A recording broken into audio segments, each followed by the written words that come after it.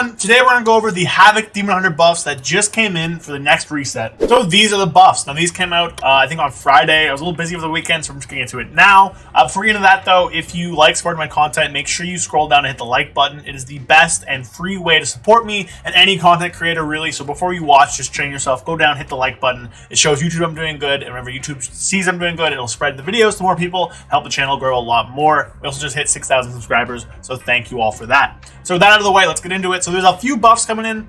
There's buffs to Havoc, Blood Death Knight, Hunters, and then the nerfs to Shadow Priest. So obviously we'll do a deep dive into the Havoc Demon Hunter stuff. I also want to cover the rest of the buffs as well though, so stick around for that as well. So we scroll down here, I think Windwalkers and Ferals are getting buffed too. So Blood Death Knight, damage increased by 6.5%. That's fine. Blood was one of the worst DPS terms of tanks in the game, so a 6.5% increase. Pretty solid all abilities, gives some nice AoE damage too. Here are the Havoc changes. We'll go over those after. You can read them yourself. Feral increased by 3%. Again, Feral is one of the worst classes in the game in most scenarios, so pretty nice increase there. And then we have Beast Mastery and Marksmanship. Beast Mastery gets a kill shot increase, giving them some more execute. I think it's a good way of increasing their single target. If you increase anything else for Beast Mastery, besides like Cobra Shot, I guess, you're going to run to the risk of having their AoE being set like too crazy, so that's a good change there. Marksmanship, again, aim shot, kill shot, rapid fire damage, increase by 10%. Good AoE and single target buff there. Windwalker, 3% increase to all abilities. Nice AoE buff, Windwalker wasn't the best. Nice single target buff, Windwalker wasn't the best. So all this here, just buffing up lower tier classes. We'll look at boss damage after I go through everything here.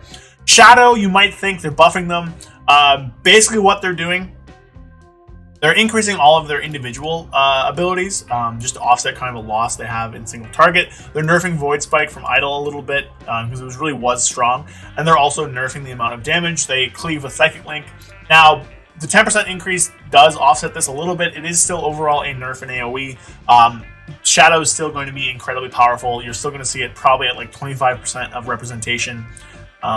It's just incredibly strong. This does pull them back a bit. We see Holy Priest changes to damage. That's good. Increase of healing to Shaman. Again, strong. And then finally a Warrior defensiveness increase. Again, very fun. Warrior's not as crazy as it was in Season 1. Anyways, with that out of the way, let's scroll back up here and go over the stuff you guys are here for. So Havoc. Now, Havoc has not been performing well in single target at all. They have been okay in dungeons. This is going to be more of a raid-focused buff. You do get a nice little bit of a bonus to Mythic Plus. You get more boss damage, more priority damage, but you're not going to see a very large overall jump in Mythic Plus because of these. But overall, these changes are pretty good. So they're basically increasing all of our single target sources. Everything else we have cleaves, but Chaos Strike Annihilation damage increased by 15%. This is probably the biggest gain. Chaos Strike is most of our damage. Annihilation, I guess, but that is like probably 25% plus of our damage in raid, so that's very strong. We see melee auto attack also increased by 15%. Melees are already hitting pretty hard. They're now going to hit even harder. I think you probably account for like 6-7% of your damage coming from melees. Furthermore, Demon's Bite and Demon's Blades are generator. Obviously, we never use Demon's Bite. We use Demon's Blades. But those are further going to be increased by 15% as well. So this is a pretty strong increase to our ability to use Wind Fury Totem, making us much better for that because Demon's Blades damage, auto attack damage. So Wind Fury is going to be very good for Havoc again. Well, not very good, but it's going to be even stronger for Havoc than it was before, getting a nice increase to our autos and to our Demon's Blades. And finally, Fellblade. This does like nothing. Basically, all it does is like, whenever you use it for a gap closer, it'll hit a little bit hard. But we never really use Fellblade kind of at all, really. So Fellblade damage increase is not going to be very strong. Now that was kind of funny. If they keep buffing Fellblade like this, eventually it'll hit a point where we do want to use it. We haven't hit that point yet, but it is pretty funny that eventually one day we might have Fellblade just be buffed by so much that you end up wanting to use it whenever you can. We haven't hit that point, but I still think it's a funny thing to talk about. So these buffs are going live on Tuesday, June the 27th. They're pretty nice overall, and now let's talk with them a bit more in depth. So if you look over to Warcraft logs here, we can look at damage to bosses in the 95th percentile. Now, obviously, this isn't the best way. However, this does filter out all of the kind of AoE damage that classes can do. Things like Havoc Demon Hunter are brought a lot for like add damage. If you swap just to damage overall, Havoc doesn't move up a ton, but it does move up a little bit. Enhancement moves up a lot, though. I didn't even notice that. Those It's absolute patters. Go back down to damage to bosses, though. Havoc is down towards the bottom of the tier here. You can see other classes that are down here also got buffed. Feral, Beast Mastery, Windwalker, Marksmanship, stuff like that. Those are also not too amazing in the overall. If we look here, see Beast Mastery, Marksmanship, Windwalker, Feral, all kind of down here in the gutter with us. But Havoc's damage to bosses is really low. So this is going to equate roughly to a 5% increase. So we go on here, and we see Havoc's max is like 92. I actually don't really know what that goes off of, but Havoc is going to get roughly a 5%, 4.5 to 5% increase in single target, and like a 1% in AoE. So this will move them up a little bit. Now, obviously, everything else down here is also moving up. So we'll probably still be towards the bottom, but we might outpace stuff like Outlaw maybe. Might outpace things like Fury Warrior on damage to bosses anyways. In terms of damage, those classes with the really strong cleave might still be good. Fury's still very strong. We might end up passing up Outlaw and Ret and other classes down here, though. So, moving into actual numbers here. So, I've done a few sims. So, this is my character. You know, it's not based by any means. This is my character in Restless Hunter before the buffs. And this is after the buffs. So, it's roughly a 7,000 DPS increase to the sim. Now, again, we do vastly over sim, so it's not going to be as big in practice as this is, but it will be a nice increase for you. And this does impact Serrated Glaive more than like Restless Hunter or Chaos Theory. Now, Chaos Theory does get a bit more than Restless Hunter does, but I just didn't sim it. Restless Hunter and Chaos Theory are still going to be both very similar to each other. We will look here, so comparing Restless Hunter to Serrated Glaive before the buff, we see 132 versus 131. Not too big of a difference, roughly 1,000. Then we see 138 for Restless Hunter and 140 for Serrated Glaive. So it's about 2,000 more now. So it will benefit this more. It makes sense. You know, you have things that buff your Chaos Strike damage. You have Restless Onslaught to trigger more Chaos Strikes. So you're going to end up having a lot more damage attribution from Annihilation. It's almost 30% here. Versus like the 26 to 25% in the other sims. So you're seeing a lot of damage coming from Annihilation, which means that this build will benefit more. Now, again, I'm not sure if it's that this build's going to be worth playing still. This build is probably the worst one for over-simming, just because of how many Annihilations that we end up throwing out with this build, right? The sim plays this nearly perfectly. It's almost impossible to match the sim's DPS.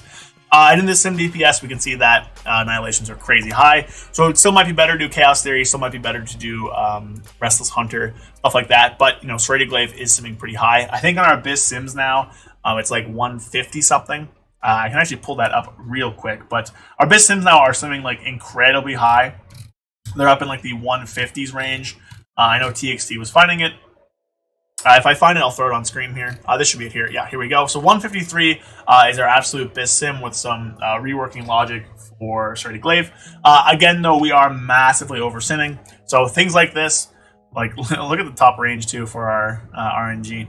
But anyways, things like this we're not going to hit this in game. Havoc's not doing this well because of how much we over sim. So the class changes are good. The buffs are pretty good, pretty solid overall. Going to be a nice 5% buff, give or take, in single target, 1% buff in AoE. Now, if you are not using the rings, the Onyx Amulet and the Aeronog Ring, which, by the way, Aeronog Ring is getting nerfed on July 11th when 10.1.5 drops, then this is going to be just a straight buff for you. However, with the nerfs to those rings, this will come out roughly like 1 to 2% if you use both of them.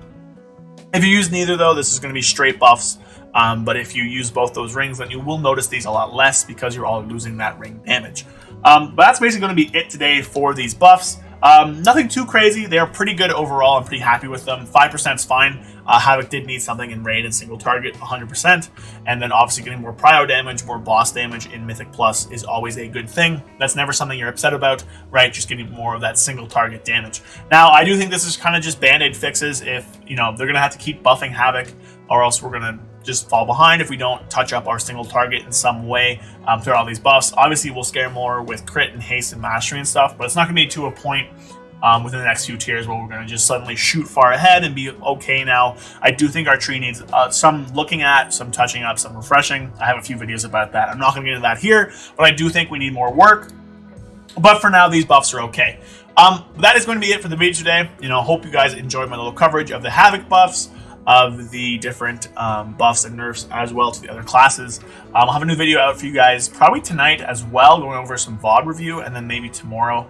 Not sure yet, but you know, lots of content coming out over the next few weeks as 10.1.5 drops. Looking forward to that.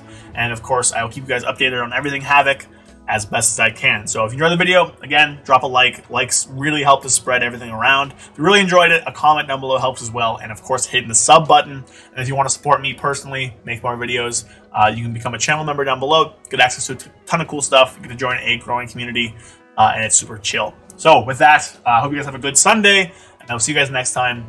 Peace.